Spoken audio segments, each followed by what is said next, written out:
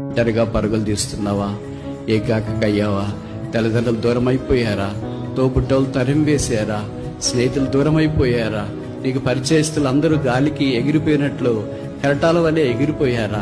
ఏకాకిగా మిగిలిపోయావా? చీకటి కదా, అలమటిస్తుంది కదా, అరణ్యం కదా, ఆయన పలకరించేవారు లేరు కదా, భవిష్యత్తు అంతా అంధకారంగా ఉంది కదా, ఏం చేయాలో దిక్కుదోచదు కదా, ఇదే ఆఖరి అనుకుంటున్నావు కదా.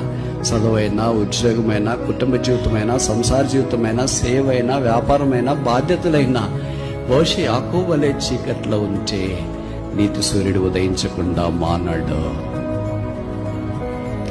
అలాగే చీకట్లో ఉన్న మానవ జాతి అంతటినీ నీతి సూర్యుడు వదిలేసింటే, యేసుప్రభు వదిలేసింటే ఈ దినాన్ని నేను ఇక్కడ ఉండను. మీలో చాలా మంది ఇక్కడ ఉండరు అనుకుంటా.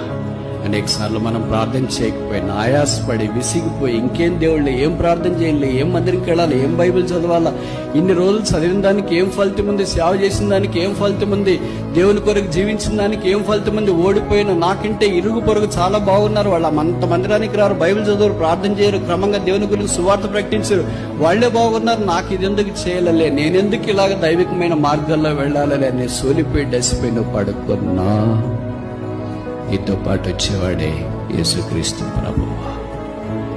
ఆయన ఖచ్చితంగా చెప్తున్నాడు, నేను నిన్ను విడవను. నీ భర్త విడిచినా, నీ భార్య విడిచినా, నీ తోబుట్టువులు విడిచినా, నీ కన్న పిల్లలు విడిచినా, 9 నెలలు కడుపులో మోసి బయటికి తీసుకుని వచ్చి నాభి సూత్రము కత్తిరించిన నీ పిల్లలు నిన్ను విడిచినా, సిలువలో నీ కొరకై వ్యసనాక్రాంతుడిగా వ్యాధిని అనుభవించిన వాడిగా వేలాడదీయబడిన యేసు విడివడం.